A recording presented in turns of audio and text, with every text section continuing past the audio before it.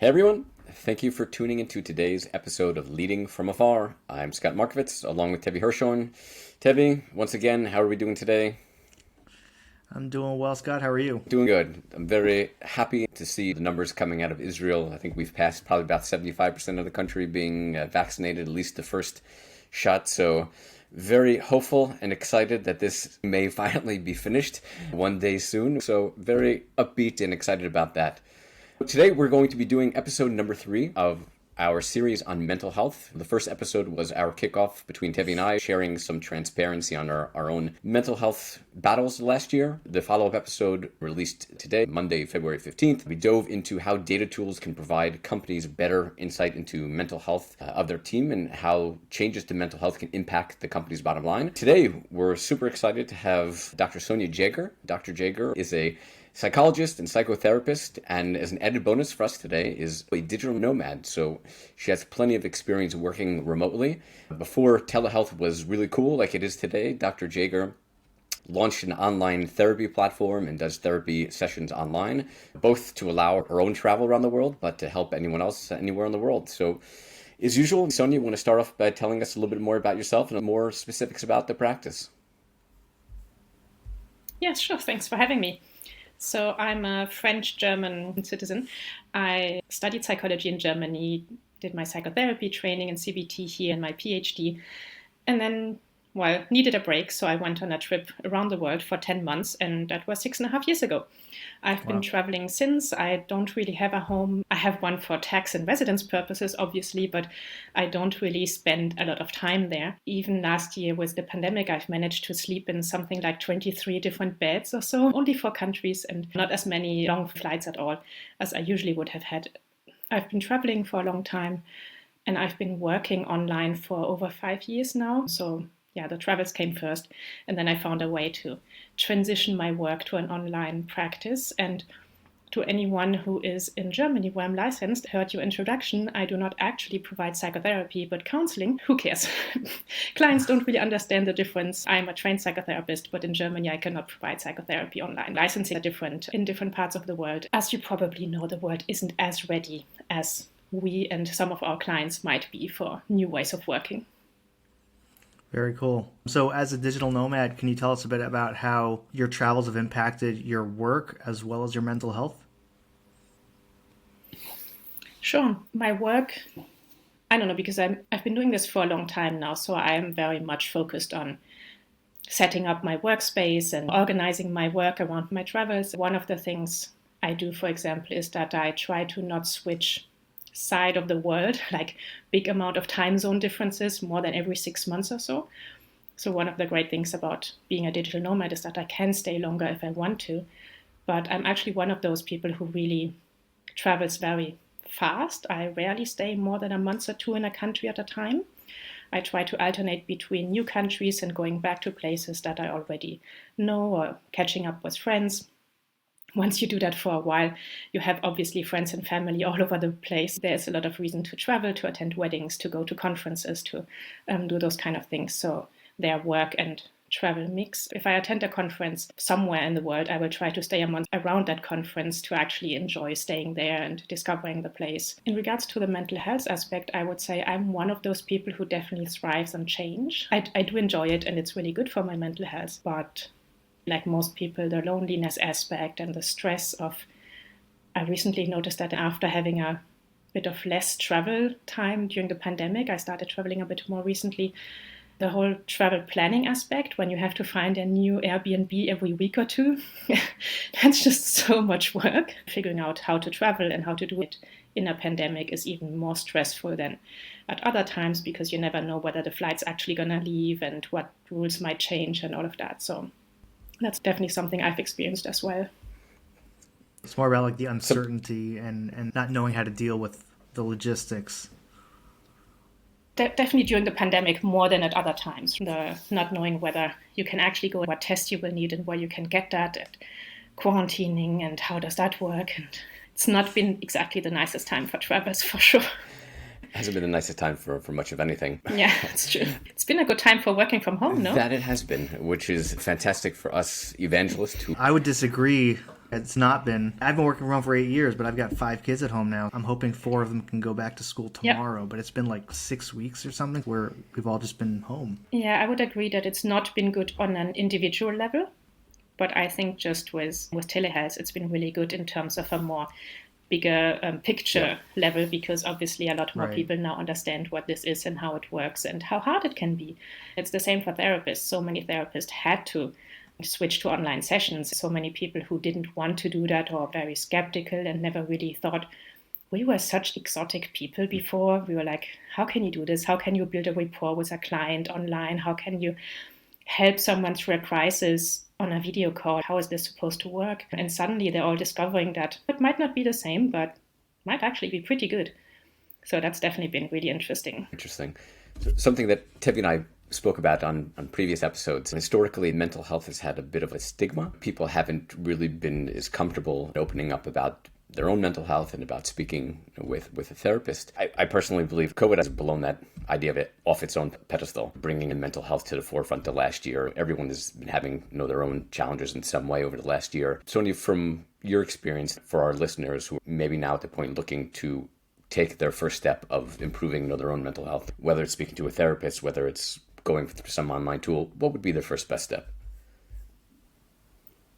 It really depends on where you are, so it's a tricky one to answer. I think the first step would actually be to talk to the people around you and get some recommendations and see what has worked for them. Just talking with your friends and family about mental health would be the very first step. I think for most people, probably Googling whatever you're experiencing and trying to understand that you're not alone with it, what helps out there. I am the co-founder of a community for location-independent therapists. We do have a directory of location-independent therapists with some therapists in different parts of the world, in different working languages. There are some international therapist directories, depending on your language, your place, or your needs. Obviously, there are platforms, the typical Talkspace and BetterHelp, if in the English-speaking world, which I would definitely not recommend from a therapist perspective, but from a client perspective, they can have some good advantages, especially cost-wise, but a lot of people also live in countries where they can actually get help for free, from helplines to counseling to online therapy. It depends on where you are. Well, happy to add that directory to the show notes. From what you can share about your clientele, what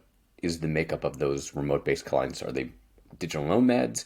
Are the people working from home? Executives? Is it people at all different levels? I would say that about 70 to 80% of my clients are expats, more traditional type of expats or migrants. They usually have multicultural background, either in the way they grew up or they moved to a new country or because they're in a relationship with someone from a different culture. That's usually why they seek me out, because I grew up speaking 2 languages. I work in 3 different languages, so I bring that to the table. They're usually quite well-established professionals. A lot of them do work in an office. Some of them have been working remotely, and I do have some digital nomad clients as well. My typical client is a woman around 30 who grew up in Germany and has now moved somewhere else and is wondering what the next step of her life could look like.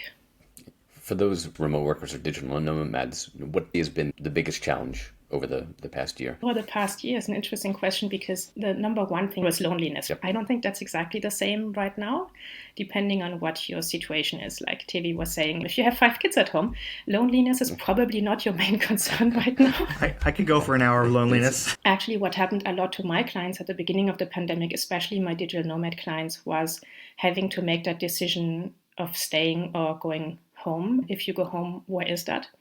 So a lot of people had to move back in with their parents or someone else, because so many digital nomads don't have a home to go back to. So where do you go in a crisis was a really, from a therapist perspective, interesting thing to discuss with clients. From my client's perspective, definitely a very stressful time.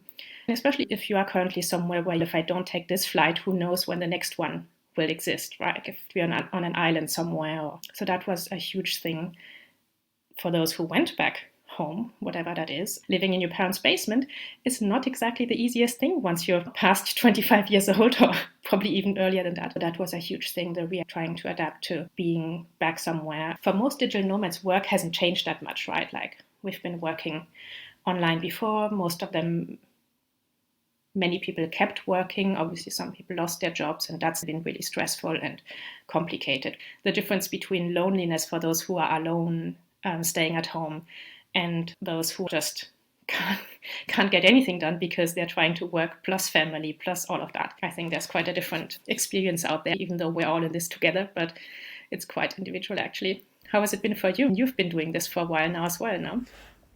Yeah, I think I have the same challenges Tevi has had. We spoke about it in our kickoff episode, is this the separation of my day used to be 9 to 5 was work time. It was dedicated to work. Very focused on getting stuff done. After 5 o'clock, the mental shift was, okay, now it's family time. Since the pandemic hit and with multiple lockdowns, the kids being home, there isn't that separation. The kids are all over the house and my boys are learning on Zoom. So passwords on the iPads, technical support, and making sure they're motivated to learn. That separation is collapsed and it really isn't that separation. Here's my work focus time and here's my non-work focus time. That's been my biggest challenge, to date, that lack of separation. Like Tevi, very much look forward to the kids going back to school. I've definitely seen the difference in anxiety levels. My anxiety was through the roof during the first lockdown because of the kids, that lack of separation. As soon as they went back to school, I felt the anxiety started to come down. The second lockdown, kind of riding the wave. Yeah, a lot of similar feelings. Another way I'd put things is like the lack of resources in terms of lack of time resources, because now I have to be full-time parenting and full-time working. A lack of technology resources. I snapped at one point and just bought 2 extra tablets and upgraded our internet to try to double the speed, just because having 5 Zooms going at once while I'm trying to work, it was madness. The constant device juggling, just that feeling of I can't be successful in this scenario. That's a very difficult feeling to deal with. We got to give ourselves some slack. Being successful just means that we're making it to the next day. We're still around and we're somewhat healthy, and that's okay. No one is going to be acing exams. If they are, that's just incredible. Let's just give people some credit for that. So that's been my struggle. I think the other thing that has come up for a lot of people, I don't know if you've experienced that as well, but is grief in all kind of shapes and forms, in terms of just grieving the old life, the things we miss out on and the things that were canceled. And also a lot of people obviously lost loved ones, whether it's due to the pandemic or not. I worked with quite a few clients who lost someone, even non-COVID related, but they couldn't go see them in the hospital. They couldn't say goodbye. They couldn't have a proper funeral and all of that. So there's been a lot of grief last year, for sure. For sure. I guess coming off of that, the question I've got for you is, you mentioned that loneliness was the biggest issue before COVID for people working from home. What have we learned about remote work during COVID? What are the mental health challenges going to be once we've gone back to a somewhat normal, if that'll ever happen, routine? Honestly, really curious to see what it's going to be like, because there are so many businesses and companies who really see all the advantages of the remote work, but then I also see how many are doing it in a really weird way, where there's basically less flexibility than there was before and more control of their employees than if they were going to the office, which I don't think is really what this is about or what it should be about. So I'm very curious to see how this works, and I'm a little bit worried about those who won't have the option of doing it. As much as I'm in favor of more remote work and more flexibility, I do see a lot of clients who really struggle with the working from home because it's not what they chose and it's not what maybe is the best for them. Their employees have already said, yeah, we're going to keep doing this afterwards. Some of my clients are really suffering because they do need that structured workspace and the community of colleagues, seeing their faces and actually meeting them and all of that. So I do hope that we will learn some good stuff from it, whether it's in terms of remote work, mental health. There's a lot of great stuff to be learned from this. I can also see a few potential dangers. I'm very curious to see about the loneliness. It's been so interesting as a digital nomad who's been doing this for years to see how many people, friends, family, suddenly were like, oh, we can have a Zoom call. I'm like, we could have had this for years, right? Like I've been suggesting this for the last 6 years. This is not a new thing. I've been doing this with some people and others. I just discovered this. So I do think with some friends, it's going to be easier to keep that up from watch parties, online games, and all of the things we've been doing. But I do also think that many people are just really looking forward to going back to more in person. How about you? Do you have an opinion on this? I'm not sure, but that's an interesting perspective. I can see that happening where companies realize that they could probably save money by not opening an office. And now people are in a remote environment where they didn't want to. They probably looked forward to the office. So it's funny because it used to be everyone had an office. Before cubicles were invented, before the open plan became popular, people had offices. Then when companies realized that they could spin this as a perk where it's an open environment and they could save on office space, a lot of people hated it, but that's the way it is in many offices. So it's interesting to hear that. I think you're probably right. I can see companies that would want to push for remote, even though employees may not want that. Yeah, what do you think, Scott? I truly don't believe that people want to go back to the office. They want to go back to collaboration. People would be just as happy working from a coffee shop or a restaurant with some friends or people around them, hearing that noise and having that activity versus people just being imprisoned in their home. I see that that's the biggest challenge. So the office didn't add anything in there besides a central place where you could see people, open those opportunities and of people that work in the same city, whether it's a co-working space or working together from a coffee shop or doing those in real life opportunities. I think it's great. It's also something that you mentioned, that the tools have always been there, but no one's really known how to use them, like in your case with Zoom and connecting with people. In my time in Envisioned, I launched a 5-minute FaceTime idea. I'd send somebody a message on Slack saying, hey, you available now for 5 minutes on a Zoom call. At least 2 or 3 people every day I would get on a 5-minute call with, just to chit-chat and schmooze for a few minutes. It was great for me being an extrovert, having the opportunity to talk to somebody every day and having that serendipitous moment at the coffee machine. And I think the opportunities are there and the tools are there, whether people know how to use them correctly. I think that's the biggest challenge, that companies haven't yet figured out how to best implement their tools. Whether they know how to use them and who does it. Because you need someone who takes the initiative. And those kind of more informal meetings are usually the first thing to go when times are stressful. That's what people need, especially in stressful times. I had actually a couple of clients tell me just last week how they have just been really busy at work, and the first thing that they don't have, they're all working from home. The first thing that is dropped is the team meeting. The one that's a bit more informal, that's not just project and whatever content, but that's the time when they actually see each other and when they actually get some visual, non-verbal feedback on what's going on, how everyone's doing and all of that. That's obviously a huge issue. If you're more an introvert and a bit anxious or socially phobic, you're probably not going to be the one who initiates it and who reaches out to someone else. So having something in place for that, I think, is really crucial. I totally agree. Very interesting. So we discussed some of the issues with remote, being loneliness as a big one. What do you think are some of the benefits, mental health wise, to working in a remote environment? If you're the right type of person for it, I think it's amazing for your mental health. From not having to commute to more flexibility to being able to travel, just stay at home, depending on your work, family, and your private situation. It can be a huge advantage. I see a lot of people with chronic illnesses or with reduced mobility really profit from that added flexibility. I think the less stress of not having to commute and the less stress of not having to be there at a certain time, if you have that added flexibility. So in the ideal remote work, you can actually be a bit flexible around how you work. I think it's really great for your mental health. What I see is among the digital nomads is that a lot of people start a new way of living at the same time as they start a new business. Then they end up spending 20 hours a day in front of their laptop in a crappy hostel room. That's usually not the best for your mental health, right? Or for your physical health as well. 2021 for me is going to be the year of mental health, that it becomes priority number one for companies.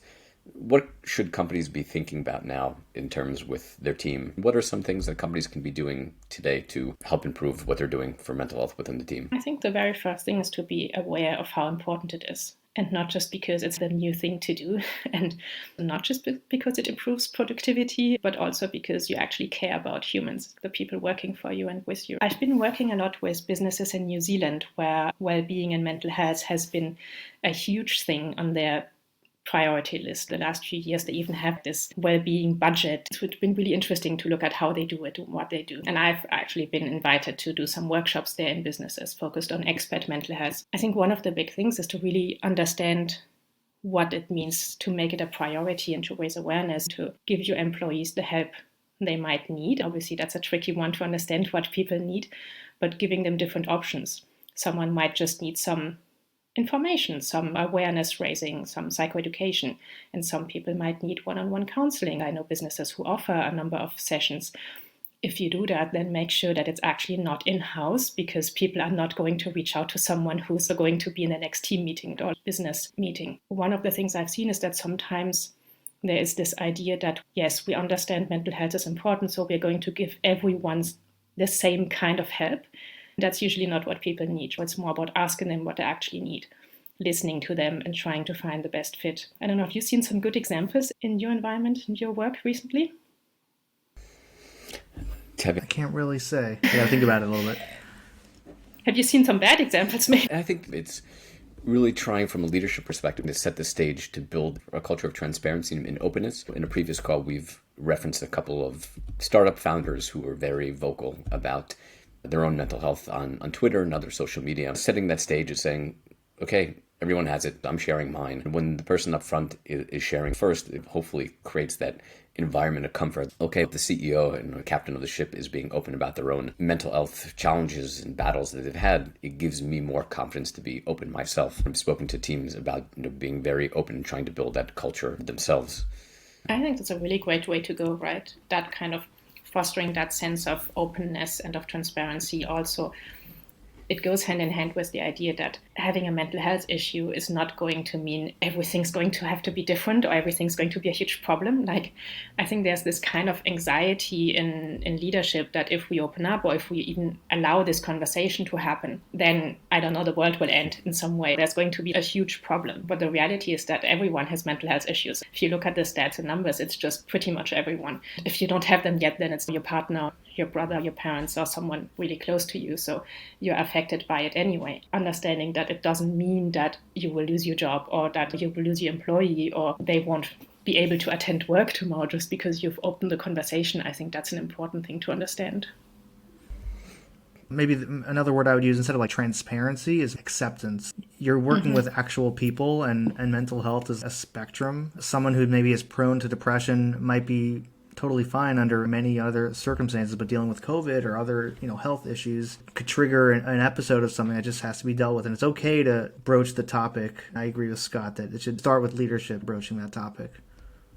That's an interesting question that you're bringing up, because I would counter saying that if someone has been dealing with depression for a long time and has had multiple depressive episodes in the past, they might have been better at handling the pandemic than someone who's never dealt with their mental health actively, because I think everyone who's been in therapy before the pandemic came, right? You already have some certain tools and strategies and things in place.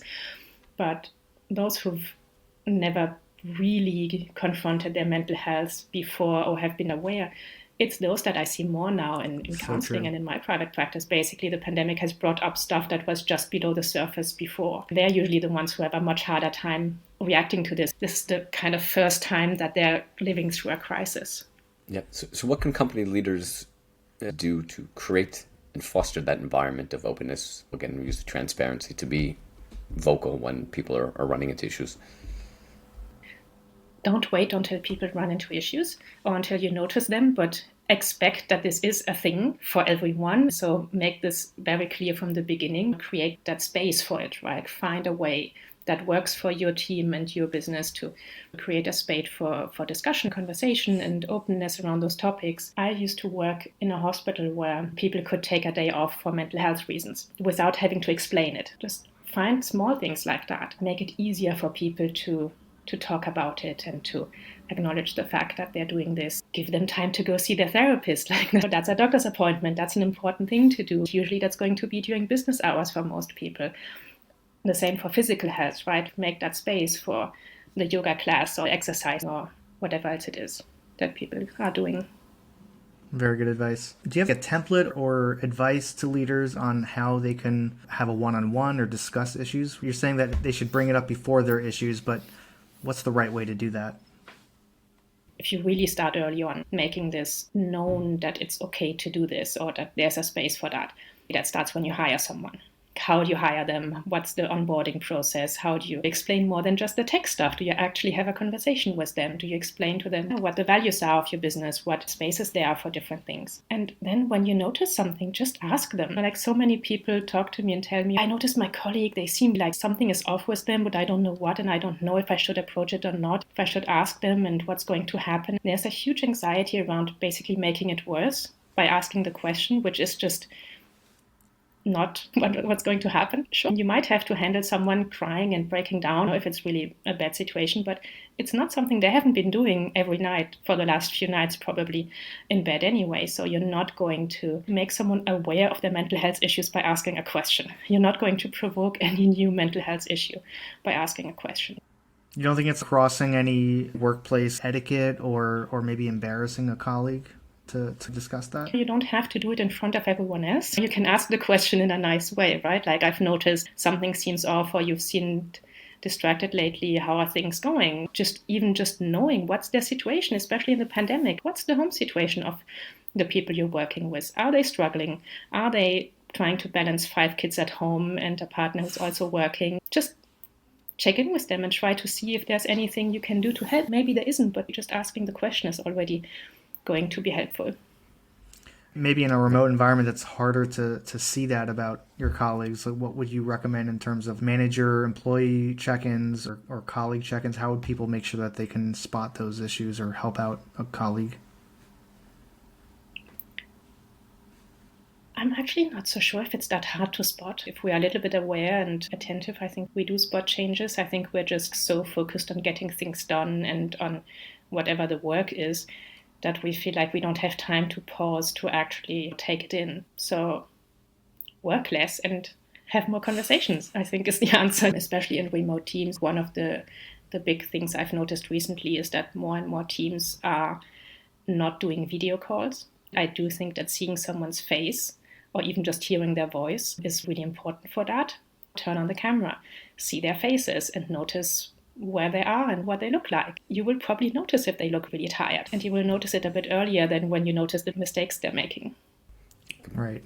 I completely agree with that. The idea of trying to mimic the in real life experience, you can't get any closer to the video. For audio and text tools, it's obviously not the same, as you said, to see a person's face, to see the mannerisms, to see how they're sitting, to see that personality that comes through the screen. I'm totally on board with that answer. And I was just going to say that because you were asking before, you can ask a question in a very open way, just making sure that people know that they can come to you, or just ask them how are things going. In general, you don't have to be, so you look a bit weird. Do you have a marital issue right now? Obviously, right? You don't. I think it's very easy to imagine what you shouldn't be doing. Just think a little bit about how would you like someone to ask you the question? How would it be in a way that you don't feel like you have to tell them everything, but you can if you want to, even just without having to say anything. If we could change this a little bit, because then I can do whatever I need to. You don't have to go into specifics with someone to actually help them make it a bit better. Very true. Pretty much all of our conversation has been very focused on how the leader can help their team. The last question I have is, how can remote leaders help themselves while at the same time with their own mental health challenges, being supportive and helping their team? I think that most people know what they should be doing. So I think just doing the things that you already know that you should be doing and do a bit more of them. I think we're really good at knowing what might help, but we're not so good at actually following through and doing them. So making sure that your own mental health is a priority and understanding that it's part of your work to make sure that you can be there for everyone else and that you can be a good leader, that you can show up for work by showing up for yourself first, I think is the way to go. I don't think there's one thing that everyone should be doing. I think that's just such an individual kind of thing, whatever will help you. The typical learn how to switch off, learn how to have a proper work-life balance, like all of those kind of things. They're super important. Also, understanding that being there for your team doesn't mean that you have to be their therapist, right? You don't have to take on everyone's issues. You don't have to do too much. I think finding that kind of balance is really important.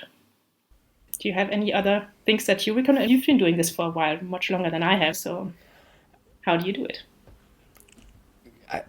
I'd probably, what you're saying is everyone knows what they need or what they should be doing, whether it's doing meditation every day, whether it's going for a walk, whether it's doing something that helps them. I think a great place to start. Yeah, you're totally right. It's that prioritization is the question of life. Everyone who's busy has trouble prioritizing their own personal needs, physical, mental health. When things are very busy, it's even harder. Something that stuck with me for a long time is a dear friend of mine got married 2 years ago now, and I was his best man. And I was with him, and he was running a little bit late to his own wedding. He had all his stuff ready, and he said, I'm just going to do a quick run. I was like, whoa, like your future mother-in-law is going to be like really mad. He's like, I got to run. And I was so impressed that he took the 45 minutes to run. He was a few minutes late, but everyone else was even later anyway. He was not the last person at all. He was not late to his wedding, but he took the time and he took care of himself. He needed to run.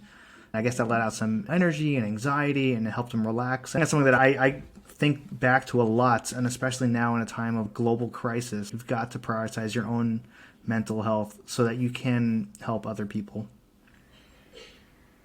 I think it's a great example because it shows that you actually have to do it. Because I think what most people do is that they talk about it, that they think about it, that they Google it, or that they read another book about how they should be doing it, but they don't actually do the work. Sometimes it's that easy as go for that, spend less time on the internet, turn off your phone. I mean, it's the very easy, basic stuff. I did that thing for a long time where every Sunday I would not use the internet. So from Saturday evening to Monday morning, I would turn off the internet. It was such an impressive experience. First of all, nothing happens when you're not online for a day. You don't miss out on anything. If the world collapses, you will hear about it. You can still be reached because there are still things that you can do, just a regular phone call.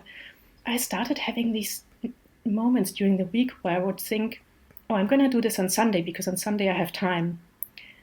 It's silly because I could be doing them right now, but I feel like I don't have time because I am distracted or because I have other things. I feel like they're urgent, but most of the time they really aren't. That's actually one of the great advantages of being a therapist, is that part of our training is to learn to switch off and to not take our work home and to have those things in place to create a healthy work-life balance. It's something that most people don't have. It's not part of the everyday training, so I think it's one of the best things. Well, not the best thing about being a therapist, but definitely a very useful one. That's awesome. Very cool. Tiffany, any last questions? No, thank you for joining us, Sonia, and sharing your wisdom and insight. Thank you for having me. It was fantastic. We would love to hear from our listeners. Please share your feedback on how you've been dealing and getting through the pandemic. If you're a leader, what you've been doing with your company. We'd love to hear from you. So until the next episode, thank you so much, everybody.